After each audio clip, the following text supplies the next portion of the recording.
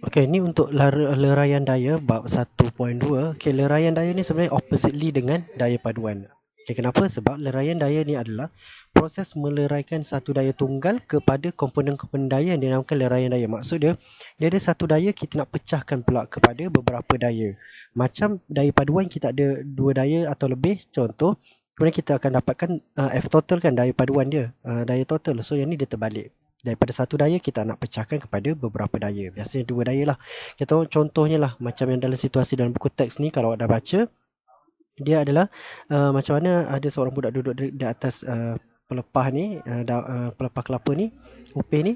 Dia ada orang tarik, so dia akan ada daya tarikan tu adalah ada satu daya total dia. Okey, dia leraian daya dia adalah daya menegak dan juga daya yang melintang ni. Okey, iaitu tindak balas normal dengan berat budak. Okey, kita akan tengok macam mana kita nak proses untuk melakukan leraian daya. Untuk tajuk leraian daya ni, awak mesti tahu konsep trigonometri. Sin, tan, cos. Okey, yang tu penting sebab kita akan gunakan konsep trigonometri ni untuk membuat pengiraan magnitud leraian daya. Okey, tengok contoh yang dibagi ni. Raja menunjukkan satu daya F. Okey, daya ni lah yang daya. Kalau kita kira itu daya paduan lah kan. Okey, satu daya tunggal. Dia bertindak ke atas bongkah kecil pada sudut condong theta. Okey, maksudnya dia dah bagi satu sudut, kemudian dia bagi satu daya, kemudian dia nakkan leraian daya. Leraian daya kepada dua komponen dan magnitud bagi dua komponen tersebut boleh dilakukan dengan langkah berikut. Maksudnya macam mana kita nak buat bila kita ada satu daya, dia nak suruh kita leraikan komponen daya. Biasanya leraian komponen daya ni adalah kita nak cari Fy dengan Fx. Maksudnya pada paksi Y dengan pada paksi X. Okey. So kita buat dah satu garisan supaya dia berserenjang. Okay, garisan menegak dan juga garisan melintang. Okay, dekat sini. Okay, menegak dengan melintang. So dia ada theta kat sini. Alright.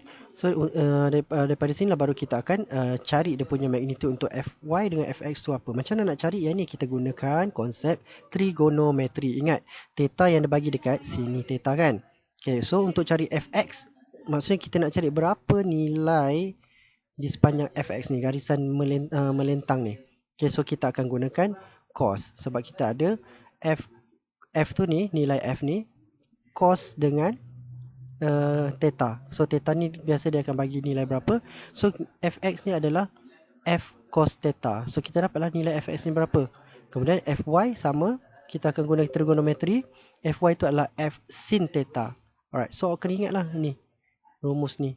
Macam mana dapat rumus ni? Daripada leraian daya. Daripada satu daya tunggal, kita nakkan satu, saya ingat pula. Kita nakkan Fy dengan Fx. Mesti dia akan bagi theta. Okay. Right, so kita tengok. Ini penjelasan dia lah kenapa kita dapat Fx tu F cos theta, Fy tu F sin theta. Ni Fx F cos theta, Fy F sin theta. Okay, kenapa? Sebab dia ada ni rumus trigonometri macam yang saya terangkan tadi. So dia ada kat sini kan, theta 1, theta 2 kat sini. Okay. So Fx sama dengan F cos theta, Fy F sin theta. Okay, kita tengok contoh lah. Kita tengok contoh. Okay, raja menunjukkan sebuah bongkah kayu sedang ditarik oleh daya T. Okay, ni dia punya F dia tadi. Yang mencondong pada sudut 30 darjah, yang ni adalah theta. Okay, theta. Dan di atas permukaan mengufuk. Okay, jadual menunjukkan magnitud daya yang bertindak ke atas bongkah. Okay, ini dia adalah magnitud daya yang bertindak ke atas bongkah itu. Sebab adalah kan, berat ada, tarikan tu adalah T tu kat sini.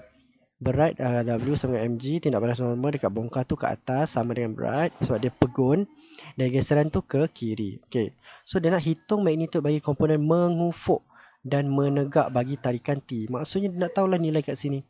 Mengufuk, menegak dan juga mengufuk ni berapa. Kita akan gunakanlah Fx dengan Fy tadi. Kemudian dia suruh awak tentukan magnitud dan arah paduan yang bertindak dan berapa pecutan jika jisimnya ialah 2.4. Okay, kita tengok langkah dia. Pertama kita kena pass. Okay, ni biasalah. Okay, mengenai masalah mengenai rumus. Okay, kemudian macam mana kita nak buat? Ini tu bagi komponen mengufuk Tx dan komponen y adalah daya tarikan T. Maksudnya dia nakkan T ni, dia nakkan dapat Tx, Ty dan juga Tx. Kat sini Tx, ni adalah Ty. Okay, so Komponen TX sama dengan 31.18. Yang ni mana dapat? Sebab awak gunakan kita punya. Okey, ini yang ni untuk yang soalan pertama lah. Kita tengok soalan pertama dulu.